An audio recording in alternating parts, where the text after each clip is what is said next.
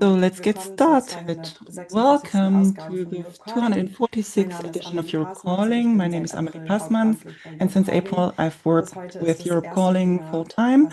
This is my first webinar that I'm hosting on my own, so this is very exciting for me. I'm stepping in for Maximilian Fries, who's usually the moderator, but he fell ill, so he's sending his kindest regards.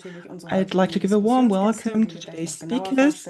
We're going to introduce them in a minute, but before we get started, I'd like to give you some quick information. We're going to speak German and English as well. Should you need assistance, we have wonderful interpreters here with us.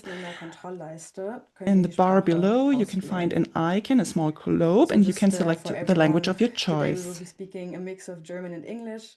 If you need assistance with that, we have wonderful interpreters, and you can select the language under the small globe in the control bar. We will also post instructions in the chat. As usual, with Europe Calling, you're welcome to ask questions. You can rate the questions of other people. We're using Slido, and we will post the link in the chat. So there are a lot of questions. Rate other questions as well, please, so we can focus on the questions that are of most interest for you. Please also add your names, because it's much nicer if you can say the name instead of just saying anonymous user all the time. As usual, your calling is also recorded and then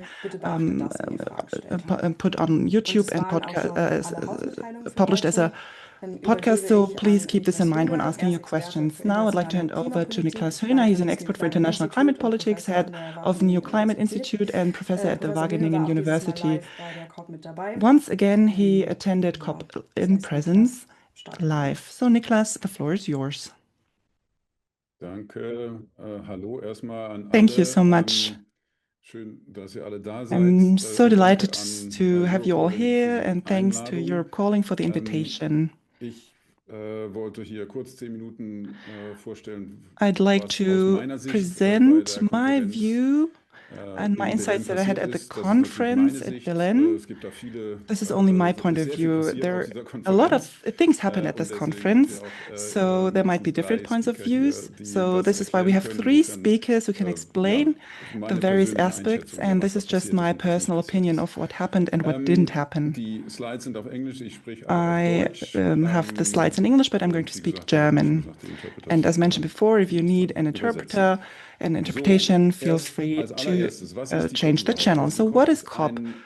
COP is a conference of the countries that committed to international climate agreements, 198 countries.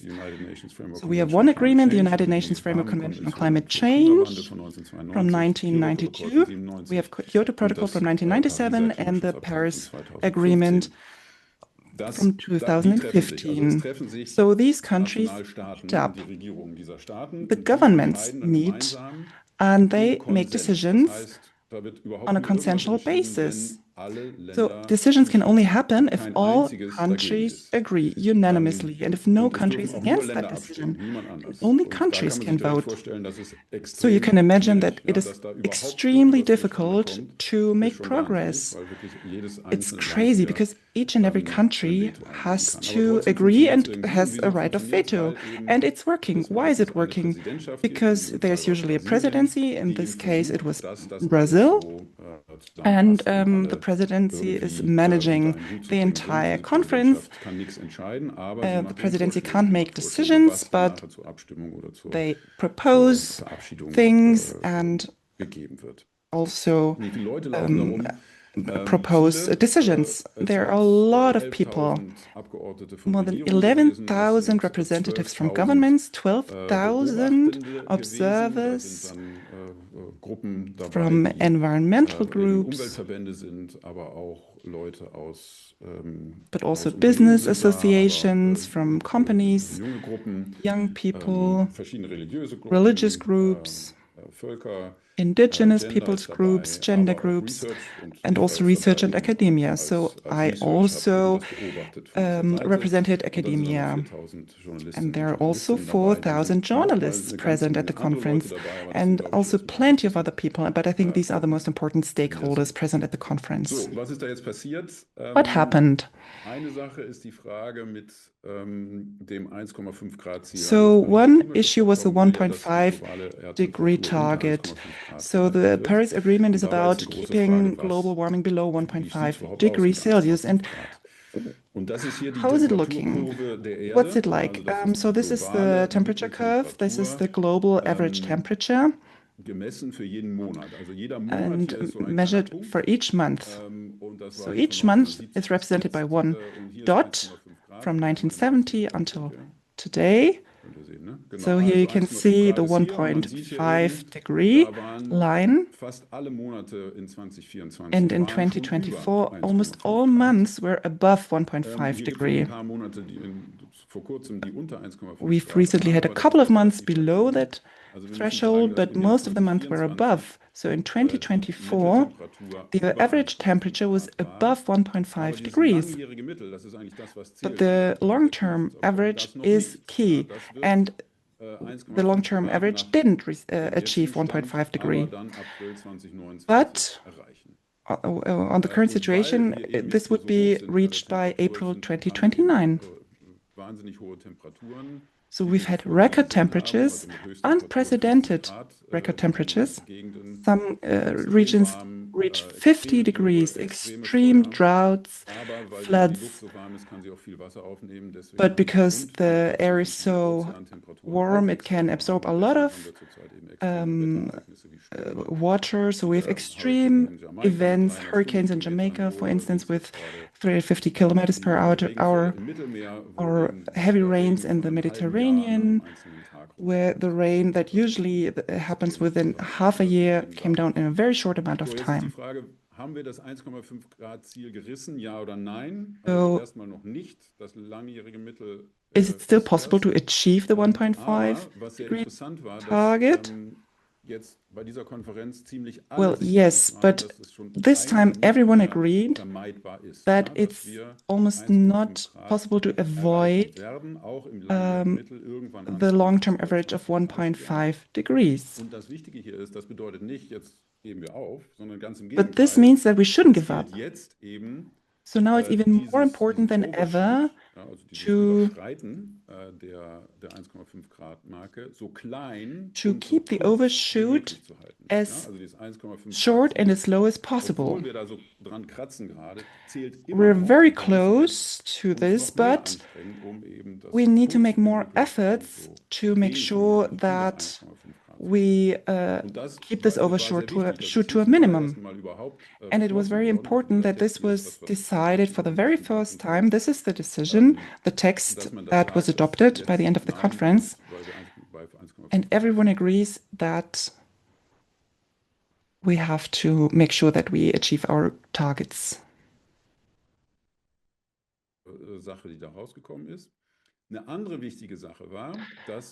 Another important aspect was the following. With Paris, all countries have to submit new targets, climate targets, every 5 years. But this time, countries submitted targets for 2035.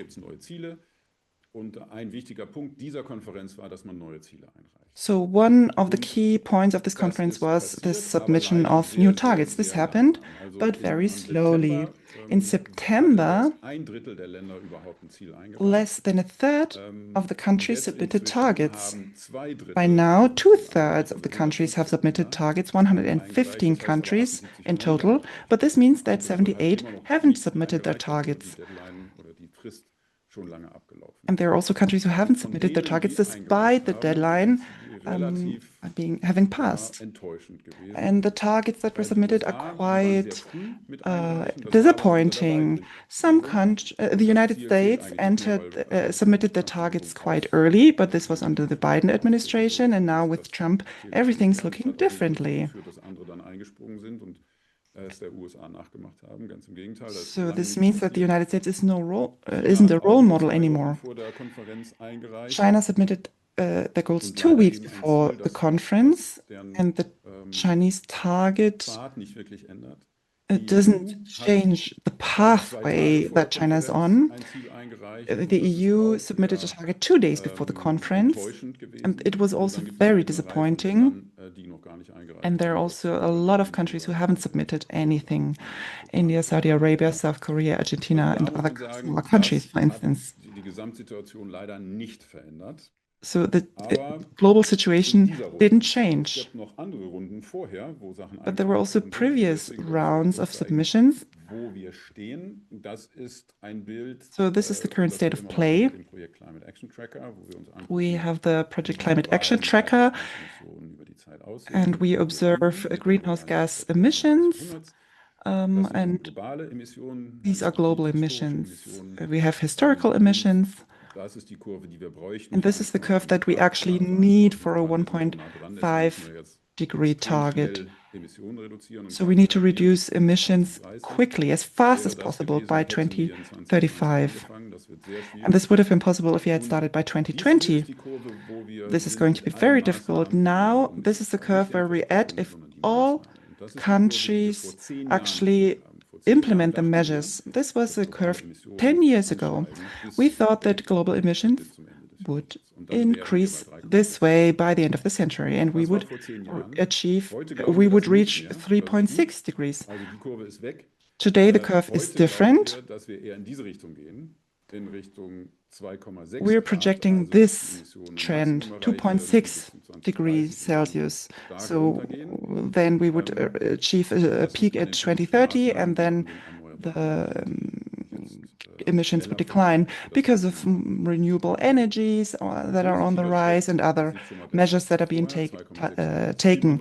So this is quite positive, but 2.6 degrees is still a disaster when it comes to climate change. So this is what the countries are proposing, but what they're actually doing is something else. So we have the emission reduction targets, the purple line, and this doesn't change a lot. So the targets that the countries set themselves for 2030, 2035, they're also at 2.6 degrees Celsius, so this doesn't change a lot. However, countries also set long-term goals, for instance, to become climate neutral. Germany wants to become climate neutral by 2045, India by 2060. So if we have a look at this, then we get an optimistic scenario. So 2030, there's not much happening, but then the curve is declining. And then we can achieve 1.9 degrees Celsius by the end of the century. This looks a lot better.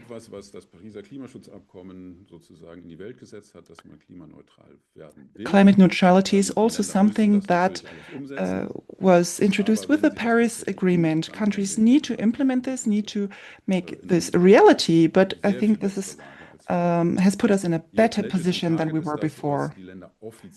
Pledges and targets, the blue line is what the countries officially submitted to Paris, and the optimistic scenario is what people committed to but didn't submit officially. So this is the current state of play. So Paris led to improvements, but this is not what we need. Countries need to speed up in their process. And we see that over the past couple of years, the temperature hasn't changed that much, but in the past 3 years, there are some trends. So 5 years ago, this is the curve with global emissions from 2010 to 2050. And here we can see the emissions of gigaton CO2. This was the curve 5 years ago, and this is the current curve that we're seeing Today, we believe that emissions will increase, and they will also increase by 2030. But today, we believe that after 2030, emissions will decrease faster, and that they will even be below the projections that we had 5 years ago by 2050.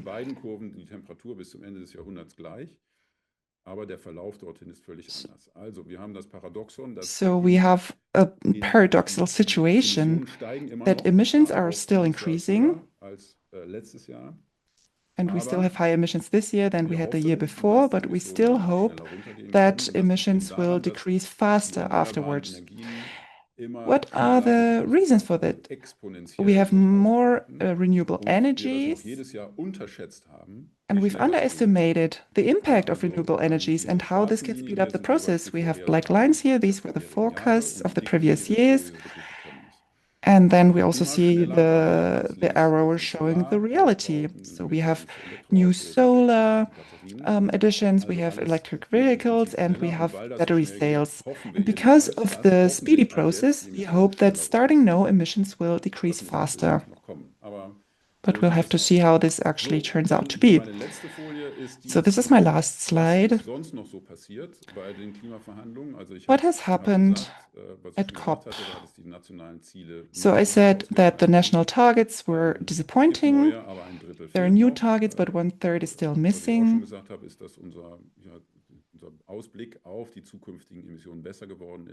We have a better projection of future emissions, but historical emissions are still high.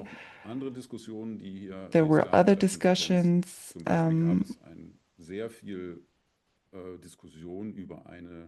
for instance, about a roadmap for transitioning away from fossil fuels. Fossil fuels, this is a term that's very difficult. It was difficult to actually add this to the agreement because oil exporting countries wanted to prevent this. They didn't want to talk about fossil fuels and the phasing out of fossil fuels. Why? Well, because they obviously don't want to have this in the agreement that we have to phase out of fossil fuels. 2 years ago, it worked out. The final declaration actually had fossil fuels in it because the pressure was high that those countries had to agree to this declaration. But this year, the situation was different. And the countries successfully prevented the fact that fossil fuels were actually mentioned in the final declaration.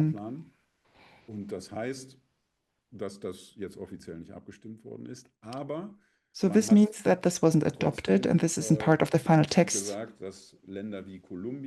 But countries like Colombia or the Netherlands, with the help of Brazil, want to host a separate conference on their own. This may seem absurd, but this is the way that this conference is working. So it's about unanimity, and this is very difficult. Nothing happens unless there's enough pressure for all countries to agree on something. And this year, there wasn't enough pressure. So this doesn't mean that nothing happened, but we had a text that was adopted. Another important topic was the tropical forest forever facility, because it was on purpose that the event was hosted in the Amazon region.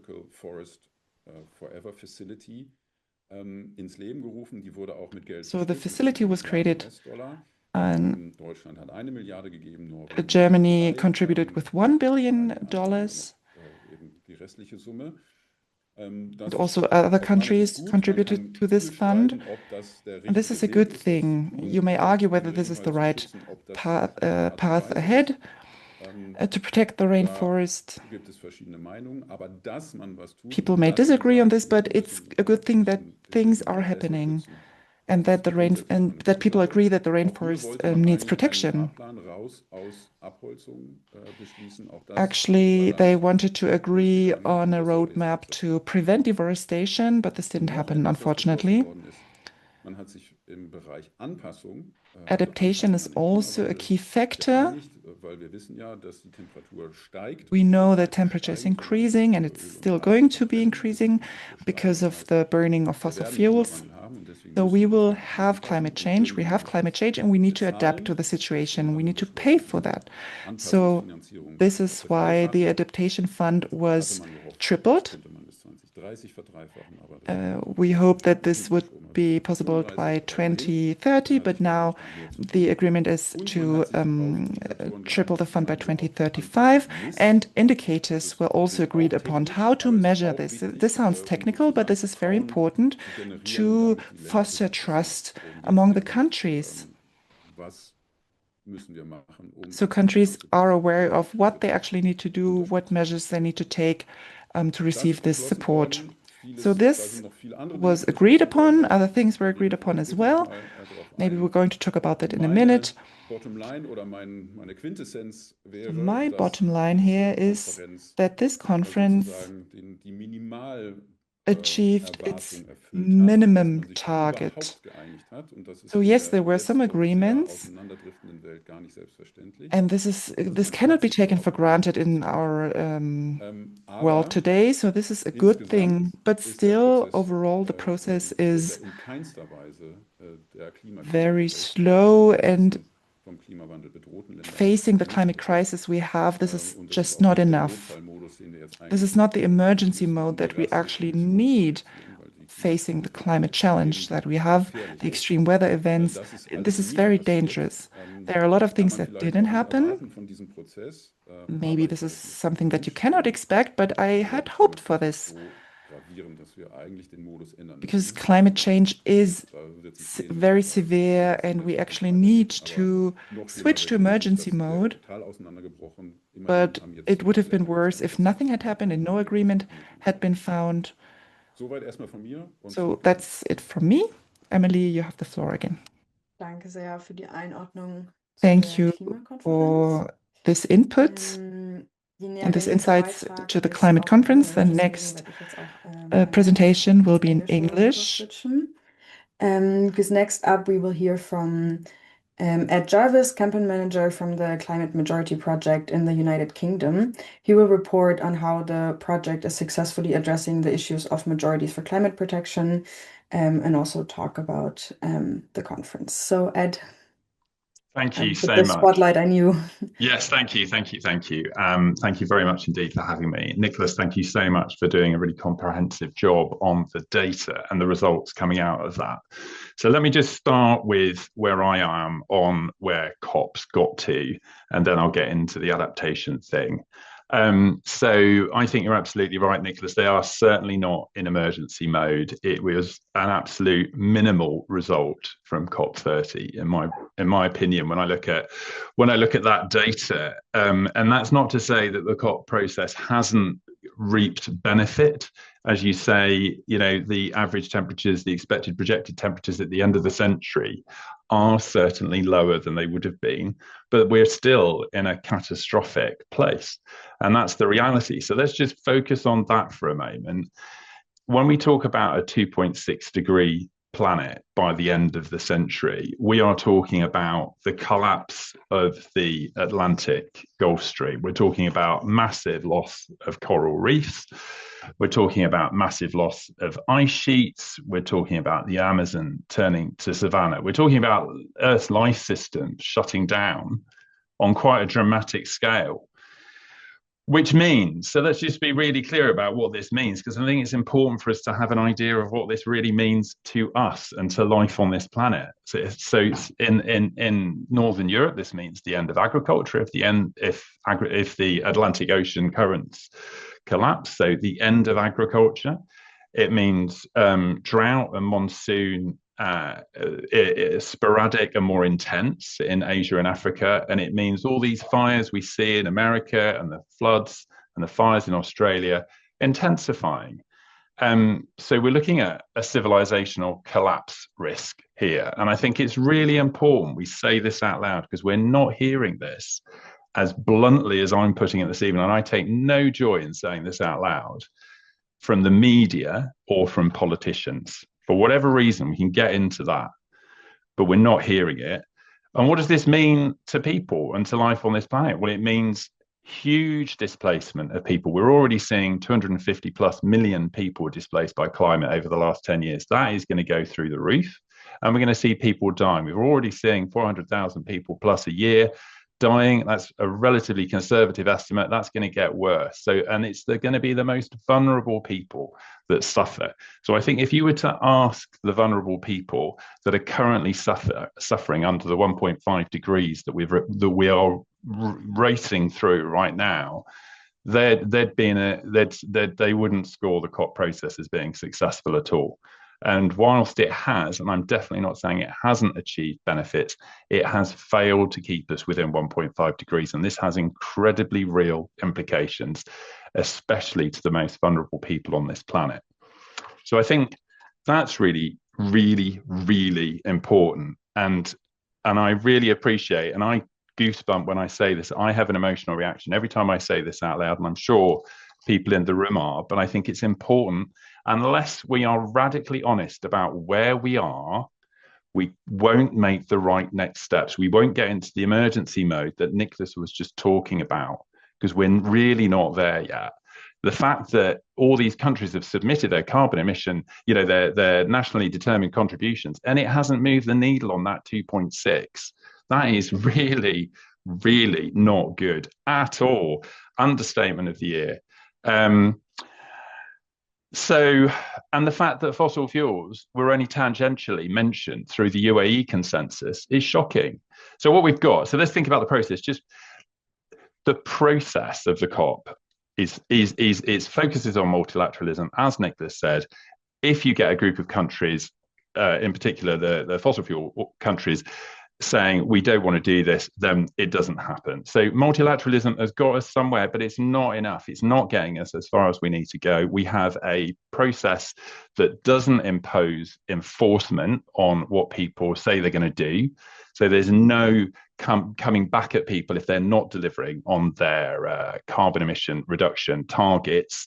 And we've got a conference that's got over 1,600 fossil fuel lobbyists in it. So it's not exactly set up for success. So where I go when I think about COP is absolutely, it can carry on. There are benefits there, definitely. But what we now need to think about, given the dire situation we're in, is we need to think about setting up coalitions of the willing, groups of countries that are willing to go harder and faster on emissions and on adaptation, and for them to use carbon border adjustments or make it economically incentivize the countries like Saudi Arabia, like Russia, like the big fossil fuel producing countries to get on the mitigation bus, because they're not there at the moment, and we need to create some economic incentive and some economic pain through tariffs and subsidies, whatever it takes to get them on that bus. That's where I think we should be going in terms of process. So let me get over to, which brings me to adaptation. Yeah, so how are we going to get people engaging, re-engaging, recentering mitigation, but also how do we focus on the fact that we're at now 1.5 degrees, so we need to do something about the climate changes that is here. We are seeing more and more extreme events across the planet. So what I'll do is I'll share my screen. I've got some slides to take you through that hopefully will help. So I'm the campaign manager for the Strategic Adaptation for Emergency Resilience campaign in the UK with the Climate Majority Project. And in summary, we're saying climate change is here. We're not safe as a result of that, and we want to be safer. And how do we do that? To break down that, so there's a bit of animation here to break down that. What are we saying? As I say, climate change is here. We're at 1.5 degrees. We need to acknowledge that, and we need to do something about it. So we need to adapt to it. We need to adapt to the flooding, the increased risk of flooding, the more intense rain, the fires. We need to be thinking about how we manage the risks of those things down. And we need to do it in a way that works with reducing carbon emissions and in a way that works with ecology and regenerating ecology. So we're not talking about ever higher flood defenses. We're talking about re-wetting wetlands, for example. You know, let's do this in a way that's not super carbon intensive, like ever higher carbon flood defenses are, concrete flood defenses are. So it needs to be strategic, it needs to be transformative, it needs to have justice at its center, it needs to protect the most vulnerable, and it needs to be carbon reduction supporting, and it needs to be promoting nature. So the challenge is adaptation is massively underfunded, and that adaptation fund that we heard about, Niklas just spoke about, what they've done is they've tripled the fund, brilliant, but they're robbing Peter to pay Paul by taking that 120 billion from the already existing 300 billion. So we're not really seeing an overall increase in the finance here. We're seeing a shuffling around of things. So it's great that they're talking about adaptation a little bit, but come on, we need to get some money invested into this.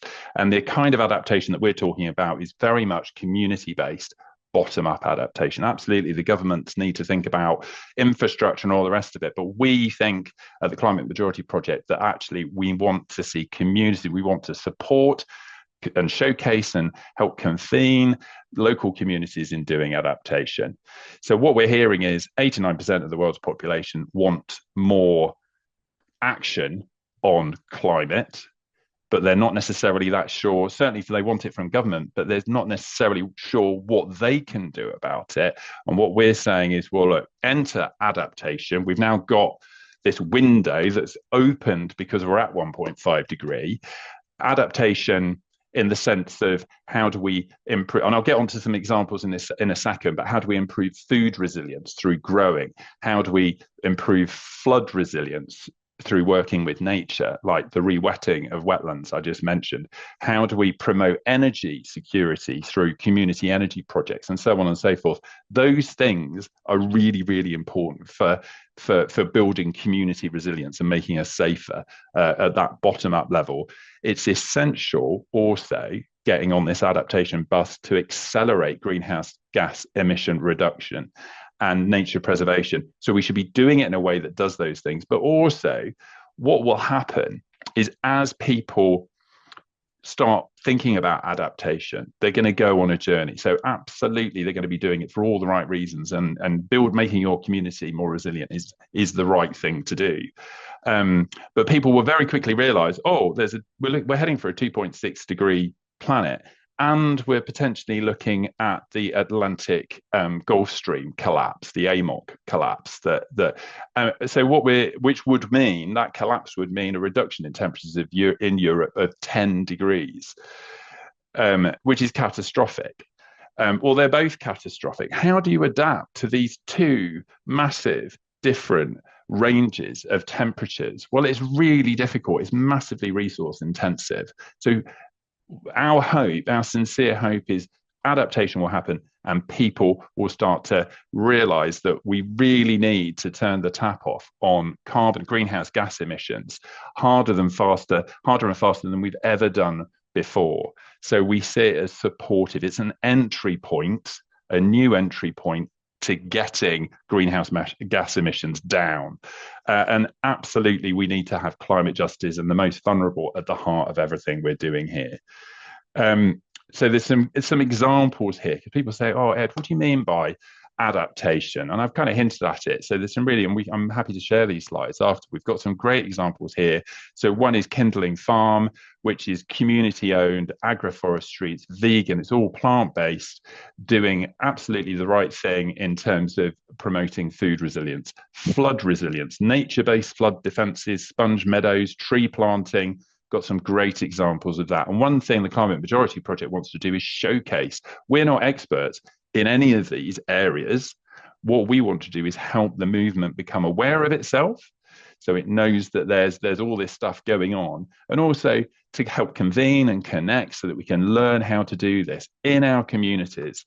Fire risks, re-wetting wetland, re-wetting the landscape and putting in fire breaks, natural fire breaks, energy resilience. So how do we build energy resilience? There's a great example there of power station in London, and heat and energy conservation combined.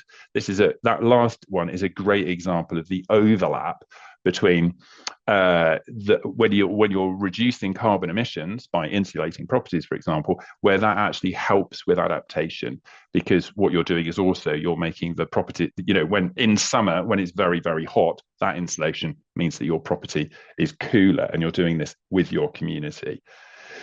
So the way we talk about adaptation is really, really important. We are not, for absolute clarity, saying that adaptation replaces mitigation. We need to do both now. We've got ourselves in a really dire situation. So they both need to be right at the front of what we're talking about and focusing on here. But we do need to be really honest. And hopefully, in terms of how I opened and talking about what a 2.6 degree world looks like, we need to make adaptation tangible. We need some measurable adaptation. We need to show light on examples. We need to shift the frame from purely focusing on mitigation and purely focusing on emergency response to thinking about building preparedness, building resilience in communities. We want to keep fairness absolutely at the center. So adaptation is an expression of climate justice. And we want to use stories and slogans absolutely to maximize the engagement with this idea. So we've got some goals here. I'm mindful. Emily, how long have I got? Just can I just check in with you? Yeah, if you could wrap up in like 2 minutes. 2 minutes, right? Okay, that's absolutely fine. So we've got a number of goals as a campaign.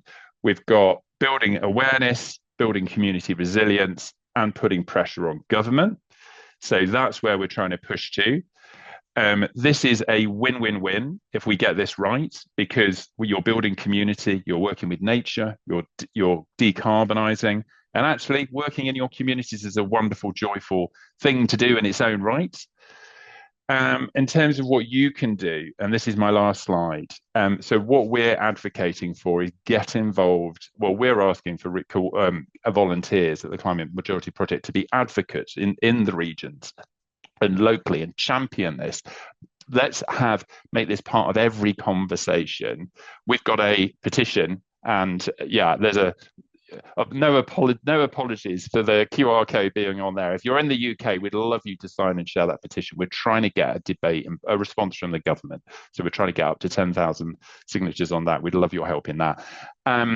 We've got a number of reports that are being released, and there's another one being released on December the 15th. So there's a webinar on that from us.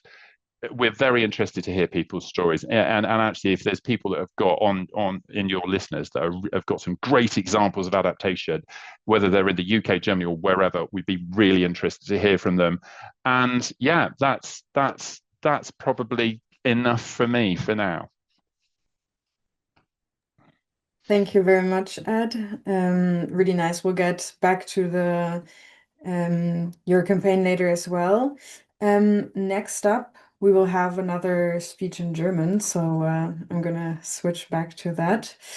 Wir begrüßen nämlich Carla Reemtsma. Sie ist bekannte Klimaaktivistin. Carla Reemtsma, she's a well-renowned climate activist and speaker for Fridays for Future in Germany, and she also attended COP in Belém, so she can give us share some direct insights into her movement. Carla, you have the floor. Hello, kind regards. My name is Carla. I'm a climate activist with Fridays for Future, and for me it was my first climate conference. Since the existence of Fridays for Future, we sent small groups on site to organize actions, to talk about what happened, and I think one of the most important points was that it was a conference that during which there was a lot of civil action taking place in Egypt, in Azerbaijan, and in Dubai a couple of years ago. It wasn't possible to protest outside of the premises Yes, on the UN premises, you can protest, but you're very limited. And now it was possible to organize much more.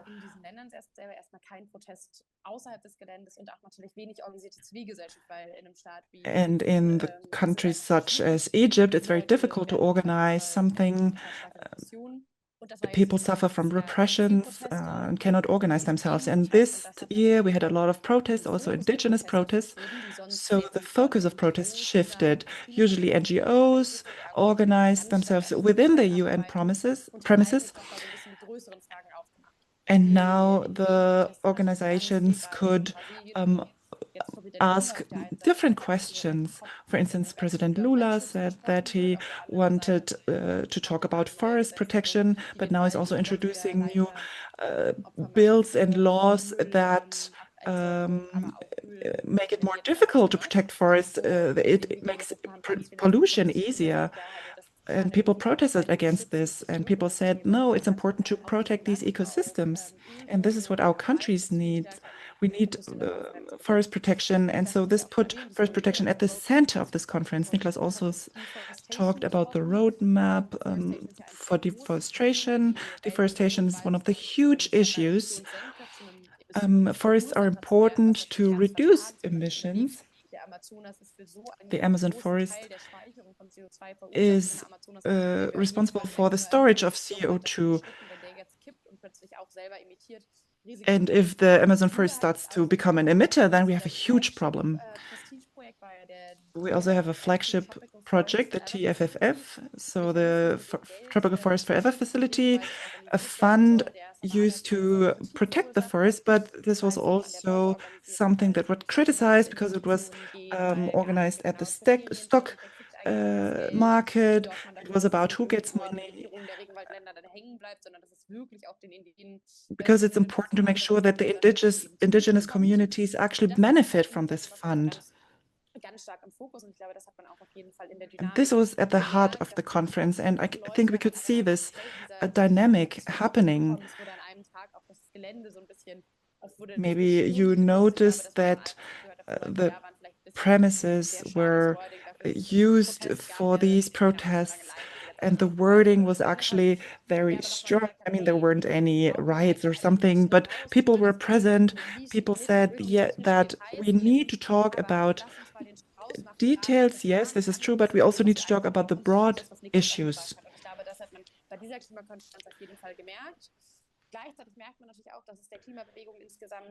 However, we can also see that the climate action movement has to restructure. We see that in UK, in Germany, but also internationally. In 2015, we discussed about 1.5 degree, the roadmap to achieve these goals, but now it's about adaptation. How can we implement these targets? It's very technical.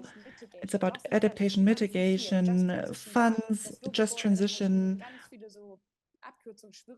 We have a lot of abbreviations, a lot of terms, and especially English terms. So we see that we need to organize ourselves at an international level. And for me as an activist, it's important to make sure that, or to understand that climate conferences aren't the place where everything happens and where the world will be saved. This sets a baseline which allows us to continue our work. So after Paris, we needed to continue, we needed to keep working because we will never achieve our goal. This is a long process, a long pathway. And this also is true for this year's climate conference. The conference is just one moment where change can happen, but people sometimes are very tired. They worked they work a long time, but they've prepared for a very, very long time. Now, when it comes to just transition, a lot of progress was made. People worked towards this goal for a long time. They prepared papers. They tried to create alliances and try to find a way to actually implement their goals. However, this year it was a bit unexpected that fossil fuels were at the center. There was a collision of the willing, saying that we want to have fossil fuels mentioned in the final declaration. But it's weird that this is what that it's only now that you're saying it. I mean, it was obvious from the very beginning, climate action requires the phasing out of fossil fuels, but we never managed to actually get there. We talked about unanimity, about the consensus principle. So, of course, it's difficult to achieve goals.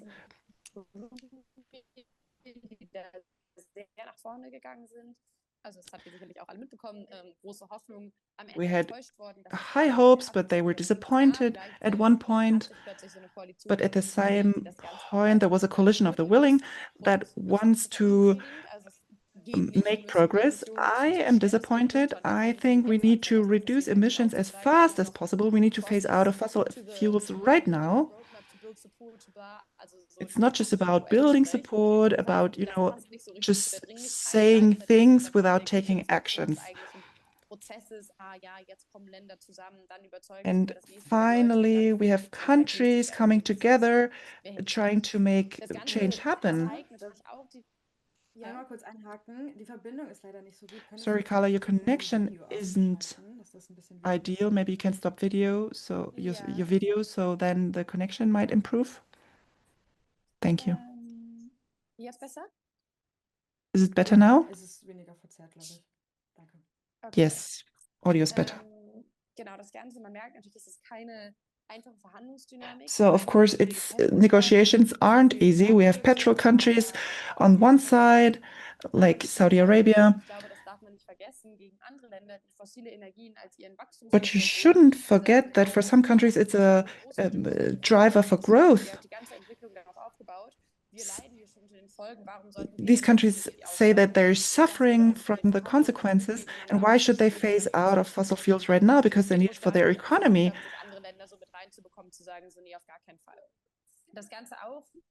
So we could see these blocks when it comes to this negotiation. Now, the United States is a very difficult topic. Rich countries are very important. So we see a geopolitical shift and a shift of power.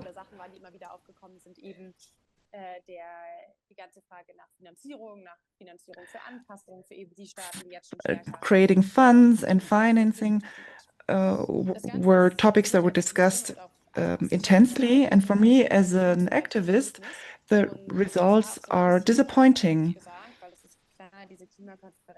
Yes, the climate conferences just set the baseline, but at the same time, we see that there has been a change over the previous years. Some countries say, yeah, it's just about achieving targets, we just talk about it. But now some countries are very serious about this. They say,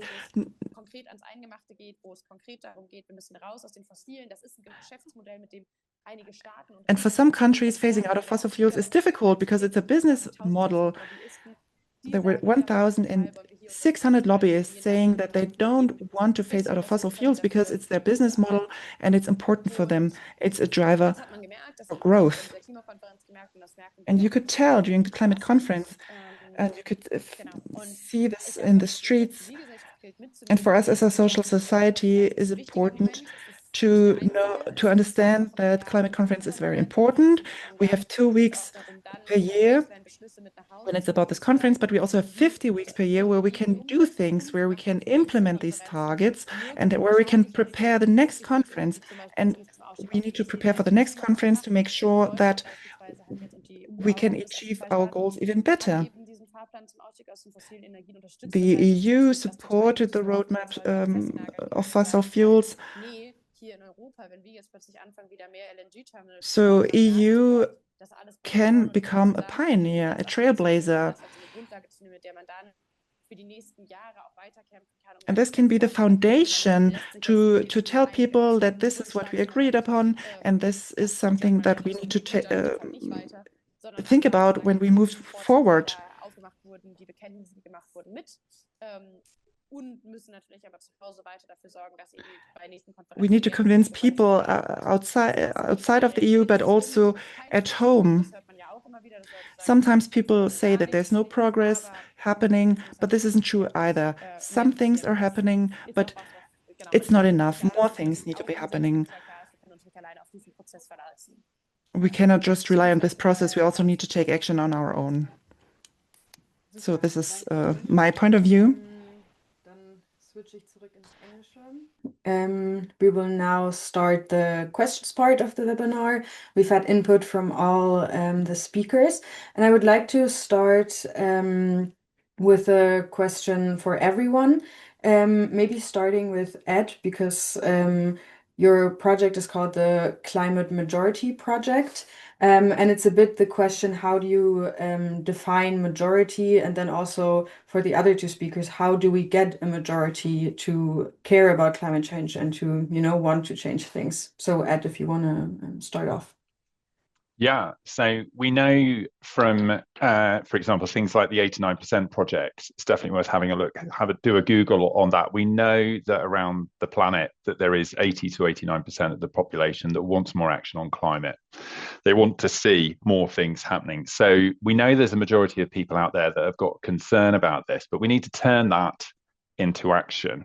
Yeah, so a large number of those people aren't necessarily doing, maybe they're recycling, maybe they're buying electric cars, but they're not getting to the level of action that we really need here, because we're being failed by the organizations and the governments that are, I would say, are abdicating their responsibility in this place. So when Carla talks about we need to do things on our own, I think we need to join and get involved in our communities, find that 89%, have a think about what risks we're actually exposed to from a climate perspective. So is it fire? Is it food? Where you've got to think that through, find the people to do something about that with, and get on and do it. The sad situation is the cavalry isn't coming.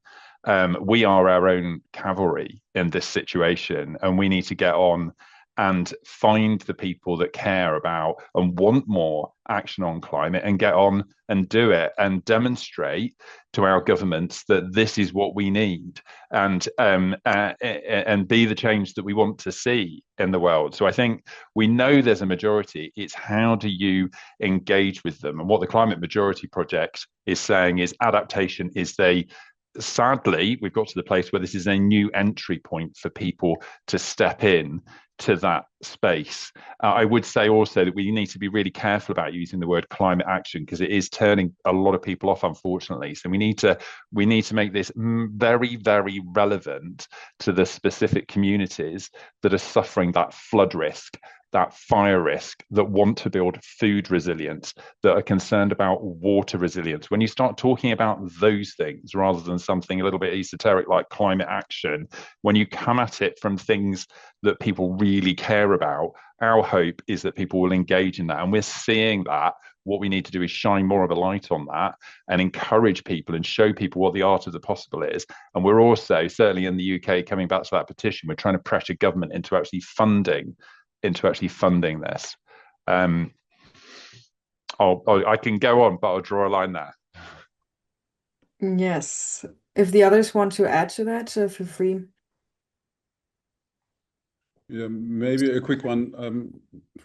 My understanding is that we already have a majority of people on this planet that want to do more on climate. Yeah, that's probably given.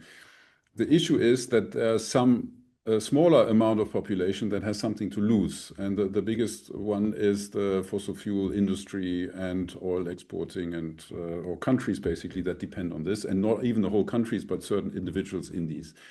Just as perspective, there's the largest estimate that I saw is that the fossil fuel industry makes a profit of $3 billion a day. Profit, yeah, not turnover, profit, 3 billion a day.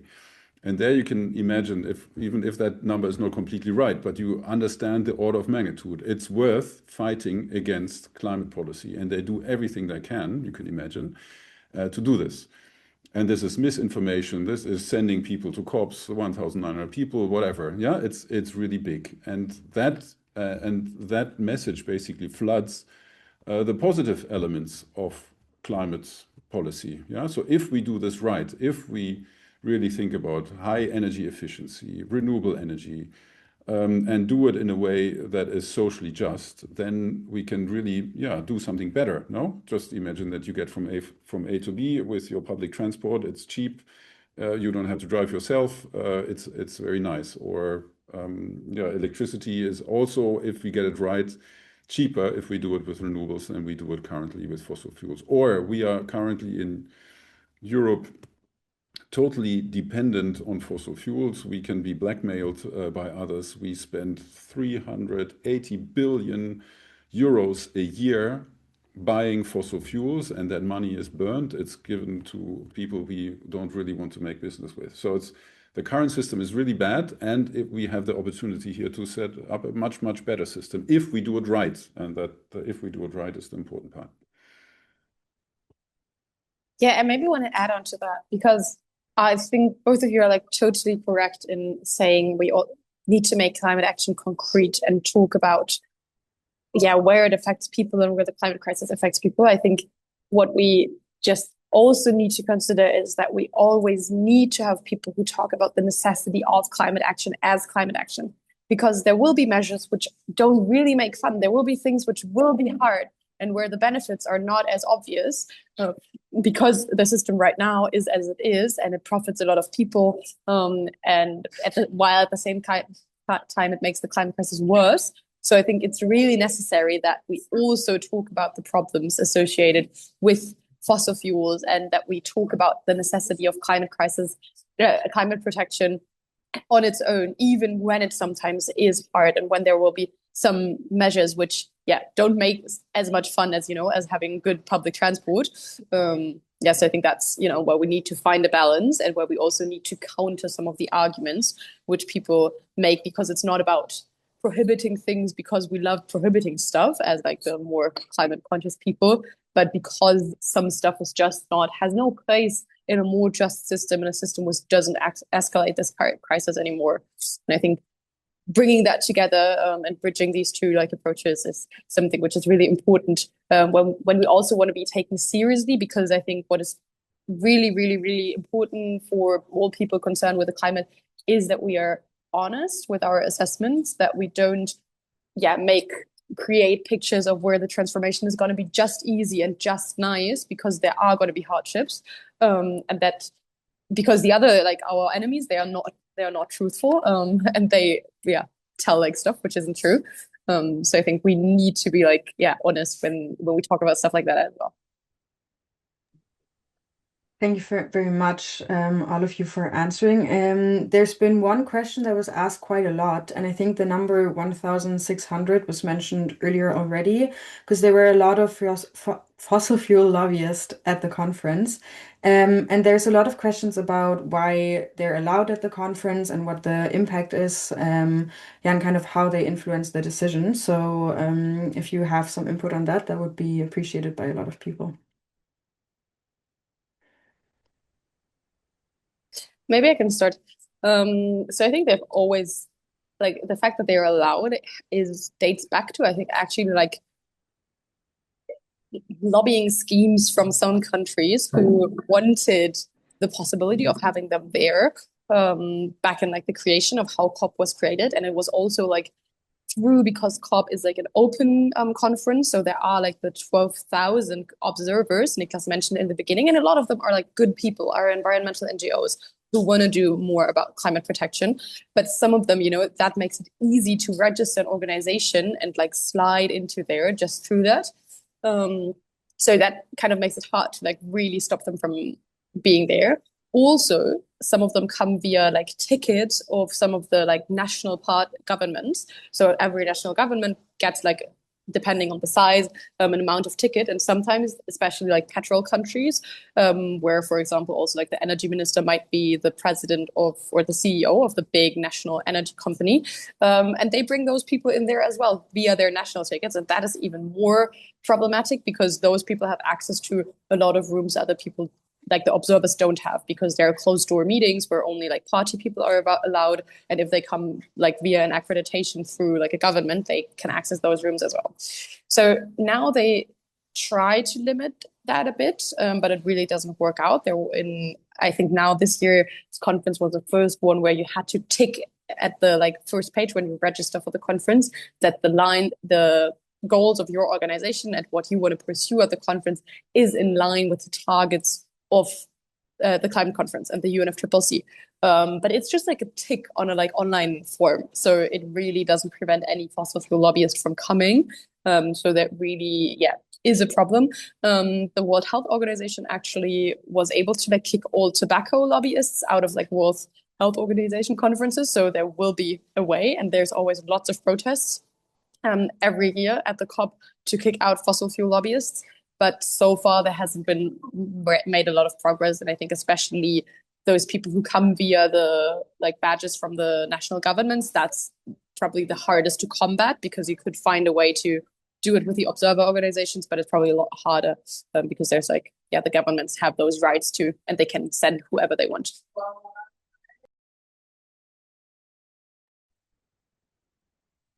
You want to add something, Ed? Yeah, so that all makes complete sense, but is an outrage. It's an outrage that this system has been allowed to be captured by the fossil fuel industry and the fossil fuel producing countries like it has. It is a multilateral process, but that means it's the politics and the diplomacy of the lowest common denominator, sadly. And so what we're doing is we're barely managing to get the word fossil fuel into the final agreement. And in fact, it wasn't explicitly there, which is shocking after 30 COPs. But even if there weren't lobbyists there, we've got a big block of countries that are heavily invested in fossil fuels and see a future in it, sadly. So even if they weren't there, we'd still be struggling. And this is where I come back to, we really need to think so COP can trundle on and make the benefits it can. Are we going to get back to 1.5 degrees via COP? Well, no. I think if I was a betting person, I'd be putting a lot of money on that not happening, sadly. So what we need to get to is a coalition of the willing. We need those countries that are prepared to pull ahead, come together and create some economic incentives and, if necessary, some economic pain for those fossil fuel producing countries to get a move on in terms of mitigating. At the moment, we've got a number of countries that are they're creating, they're digging fossil fuels out and encouraging the burning of them because they're not experiencing any pain. They're not seeing the advantage, the economic advantage of not doing it. They're waiting perhaps for green energy to become cheaper and more profitable. We haven't got time for that.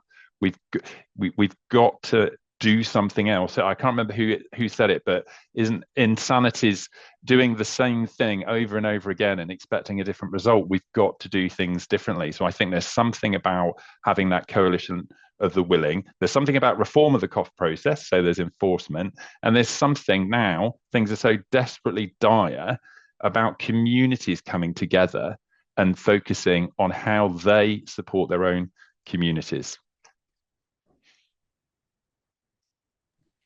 Thank you. Niklas, do you want to add anything as well?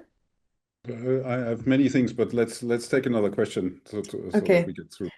Perfect. Yeah, Ed was just talking about the coalition of the willing, and we actually had quite some questions about that as well. For example, from Heiko, who's asking if there's a need for those, a COP consisting only of those willing to protect the climate. If you do it with countries that already work together. And in connection to that, there's been other questions of, would it make sense if you put together the countries who are interested, for example, in leaving fossil fuels behind? Is that a conceivable idea to have such a coalition? Maybe I can take that one. And there's always several things there. So one is, we have this multilateral process, which is with all countries, and it has a reason of being, but it will not be able to solve the problem alone. Yeah. So just expecting that thing solves it is unreasonable. So it will not, and that's why already now you already have separate groups of countries that do certain things. You have the G20, you have the G7, you have actually a high ambition coalition. So there have been also groups working on steel. There's been initiatives on ending deforestation. There has been initiatives on electric mobility, all kinds of initiatives of countries and other actors that want to move forward.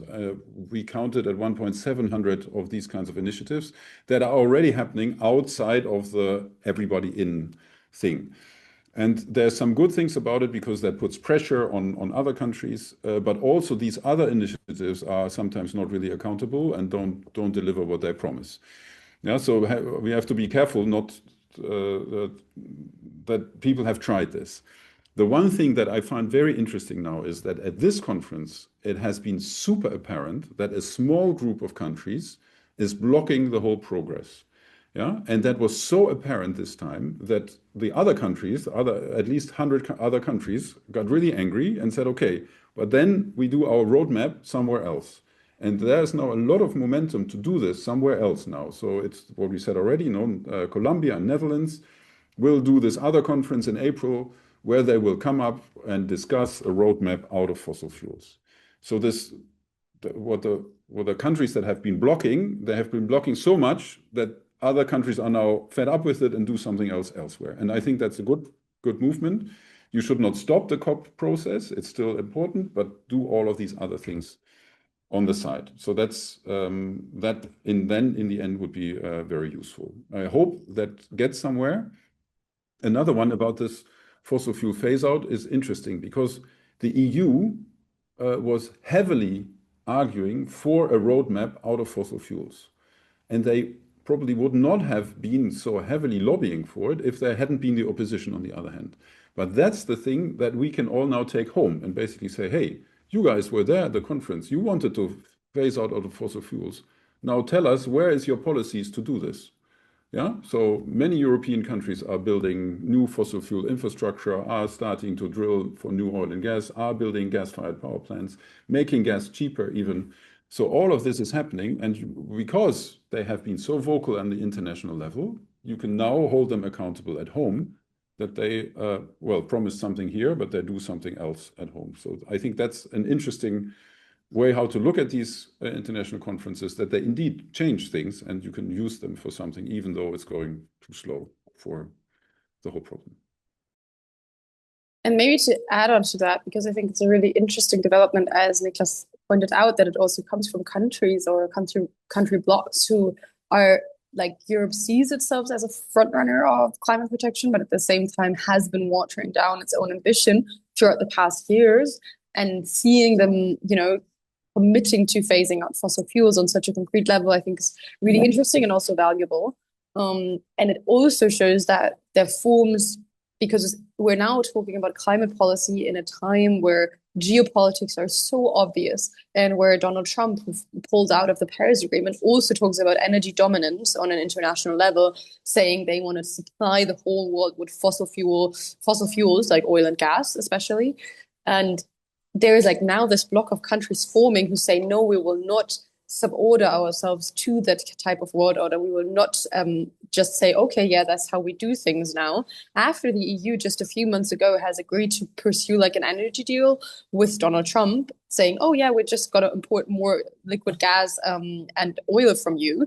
So I think that's really interesting, because we see a movement of countries who say we're refusing this type of like very fossil world order, which kind of like emerging right now, and that we see that there's this divide happening. Obviously, that is not yet a solution to the climate crisis, because we also need the petrostates phasing out, and we like need to stop fossil fuels everywhere, not just in 100 countries, but obviously, especially if those countries are countries like the EU who are already using a lot of fossil fuels as well, and who are big importers. It's also something which can send a signal to countries which are exporting more that this is not the way of the future to go. And I think that's like a really interesting development, especially in a time where people sometimes say, yeah, climate policy is not that relevant anymore because we have other factors in international geopolitics which are more obvious and more shaping the global landscape. But actually it is through this kind of like energy lens. And we see that there's those countries are out there who are like saying, no, we will not accept like this very fossil agenda, which is being pushed down through countries like China, like India, petrostates, the US, and others.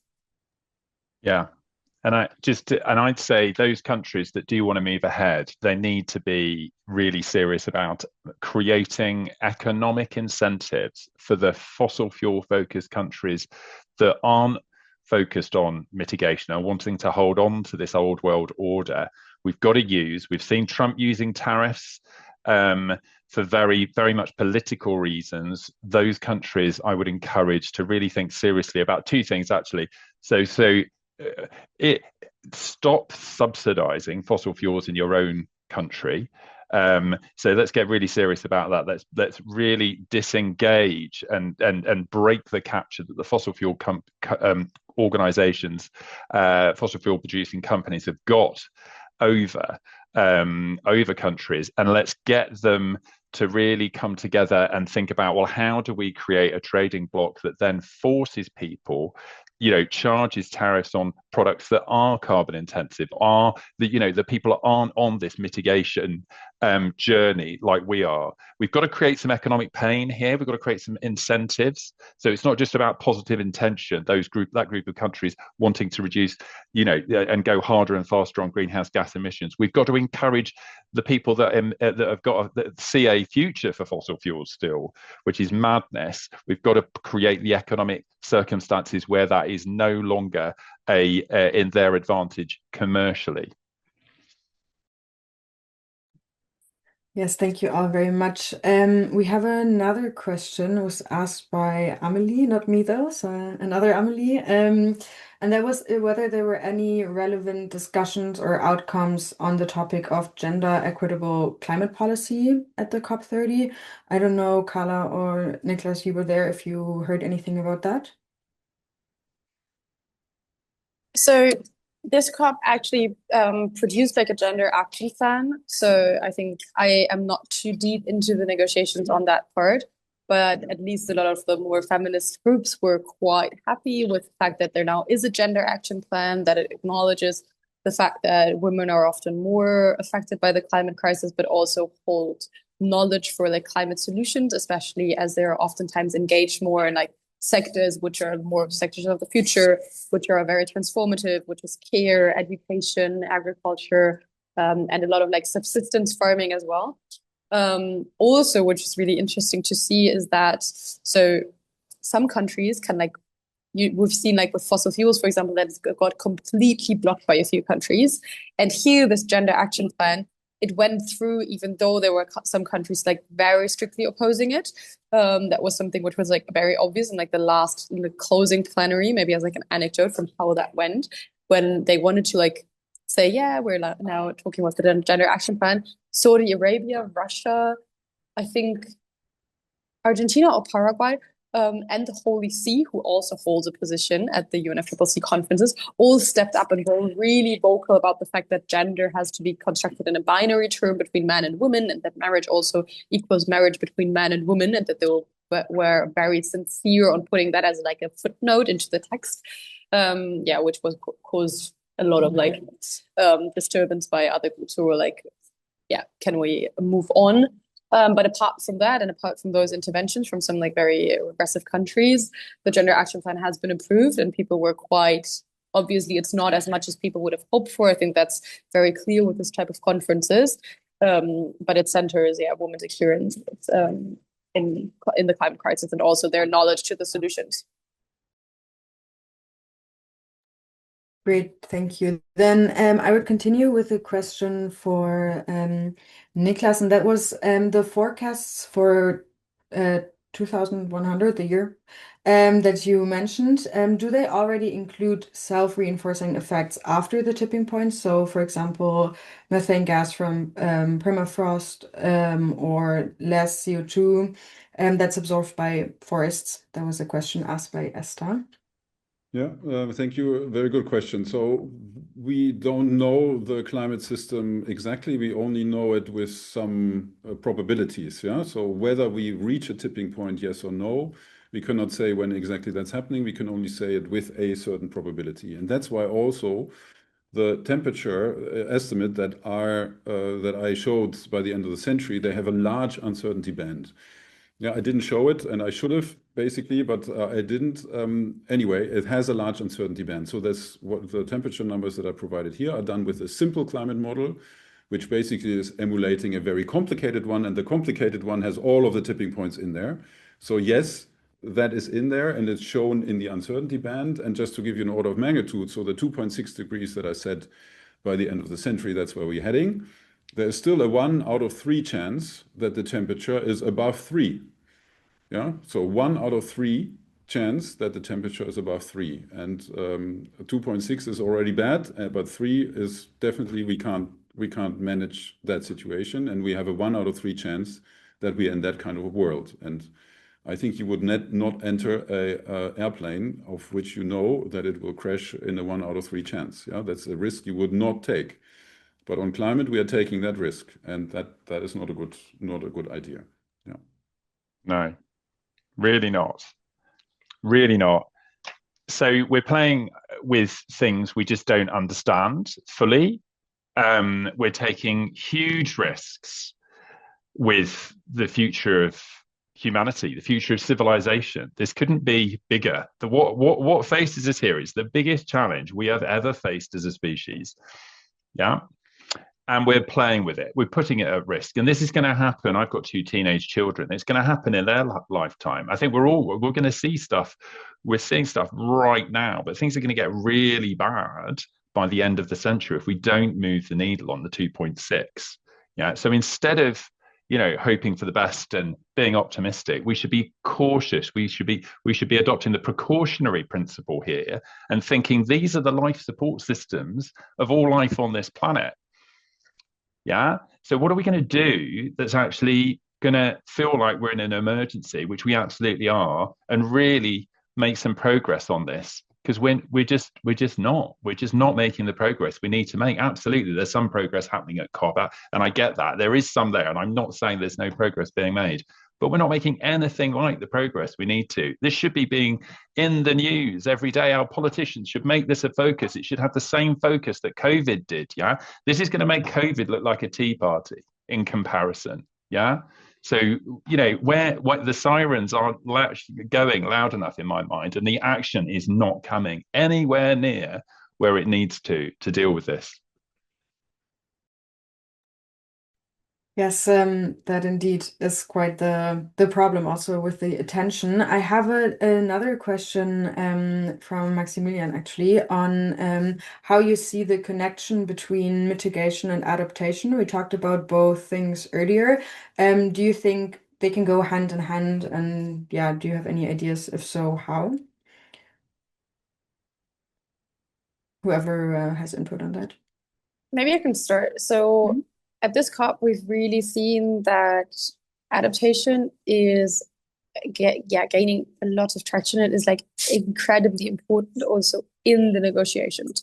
So what we've seen is that especially the global south countries and the least developing countries asked for or demanded 120 billion in adaptation finance until 2030.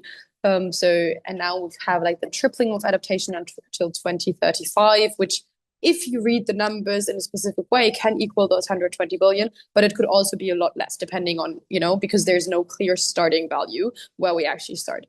And we've really seen that the countries which are most affected by the climate crisis really want to talk about adaptation, because they say, if we don't have the money to adapt and if we don't get the right support, none of the mitigation efforts will help us in the short term, because we are already experiencing so much of this crisis.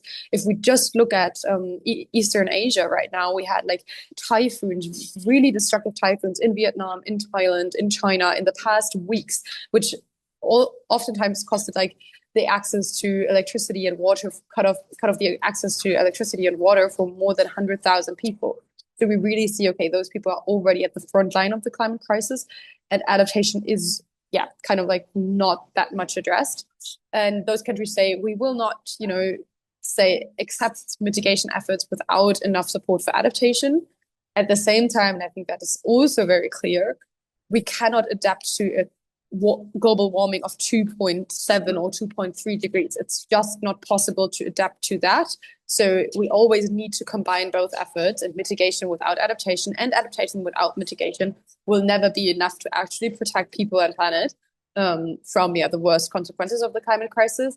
And I think we've really seen that throughout the negotiations, where a lot of countries were also kind of like opposing the roadmap to phase out fossil fuels, because they said, unless we don't get that money, we cannot accept to actually commit to phasing out fossil fuels, to do that effort, which is especially for less developed countries quite hard, because oftentimes they don't have like such robust power systems, and they might rely a lot on like fossil fuel generators.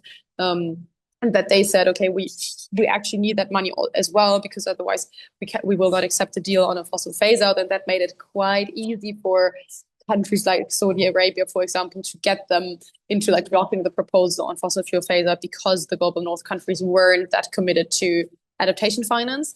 And what we also see that this obviously, we are living like in a world where development also changes. So some countries are still, they want to profit from that adaptation finance, but there are countries like Saudi Arabia who still say they are a developing country. But we also know that there's like a really big difference between, for example, the development in Ethiopia versus Saudi Arabia. So that's also something which will be contested and again and again and again at coming climate conferences, because you want to make those countries which are petrostates, which profit from the climate crisis and fossil fuels a lot, you actually want them to become like payers rather than taking some of that money. So we see that, and I think it's very clear that we cannot adapt to a world which warms as much as we see it right now. So all adaptation efforts only work if we mitigate as well.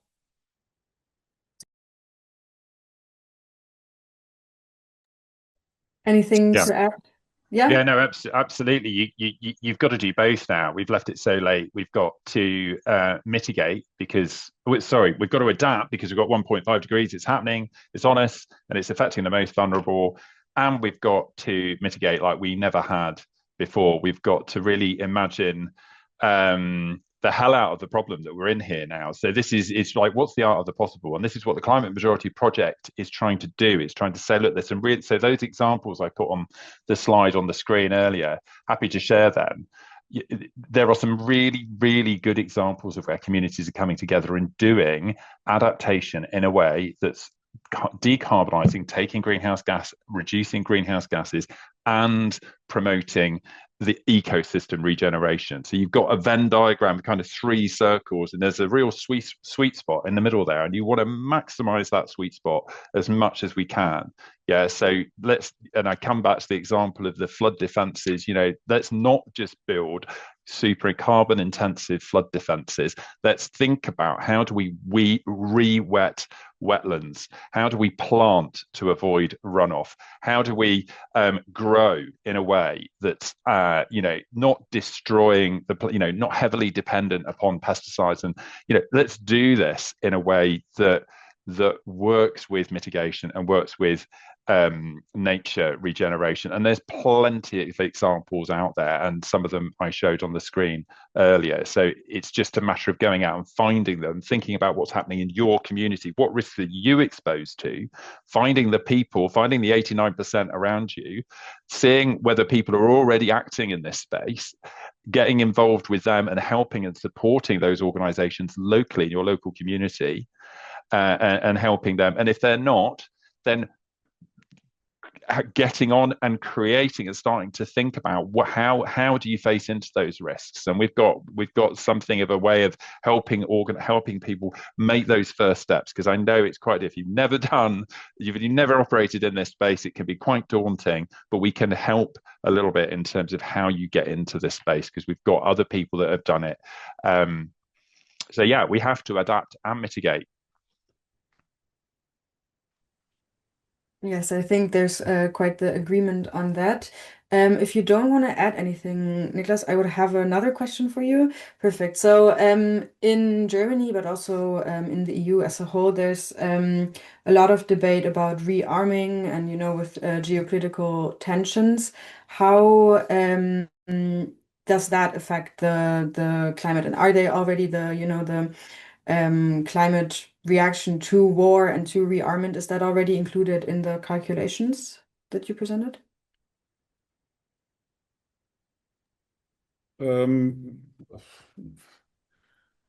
To a certain extent. So the fossil fuels that are used by military operations and so on, that is usually in there somewhere, hidden. But I think the effect of greenhouse gas emissions from armed conflict is not that big that it would make a huge difference. But what is important is that the armed conflicts that we have right now, they take attention away from the issue. Yeah, so you have the wars that people are busy with, and climate policy and climate diplomacy actually only works if it has 100% attention. Yeah, and right now the attention of policymakers and also of the public is somewhere else, and it's taken by other issues, and climate is not on the top of the political agenda.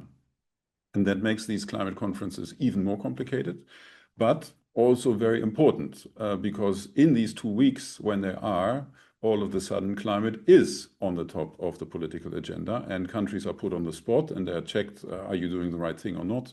We are talking here right now, people have it in the news all the time. So this is a very important element of these international conferences, that in 2 weeks of the year, climate is the top priority topic, and a lot of light is shed on what individual governments are doing and what not. Yeah, thank you. I was just going to say, just to build on that, I mean, yeah, it's a dire geopolitical situation in terms of threat of war. I would say that this is another reason why we need to think about adaptation. You know, certainly in the UK, we import around 40% of our food. Well, you know, if that situation were to change, either for climatic reasons or a combination of climatic and war reasons, we need to think very differently about how we supply food to our population, because that's a massive risk. That's not a good place to be in at this time in world history. So I would say that the threat of war and things deteriorating on that front, and touch wood that is not going to happen, but it's another reason. Again, let's be cautious and adopt the precautionary principle here and prepare for the worst. Yeah, thank you for adding that perspective. Looking at the time, we need to wrap up soon, and I would like to end with one positive thing that you took from this climate conference. I think there's often a lot of, rightfully so, negative, emotions also connected to, the ongoing climate crisis. So if you could all very shortly mention one positive thing and maybe a call to action, like what can the people who are listening to this webinar, what can they actually do to get involved and to help? Maybe I can start. So I think what was really positive is the fact that there was momentum on the fossil fuel phase out, and that even in times where this could be so contested, there are countries who actually step up there and talk about the most important issue when it comes to the climate crisis, and who made commitment to also make clear that after the climate conference, they want to follow up on that in different formats at different conferences, and want to push that issue still.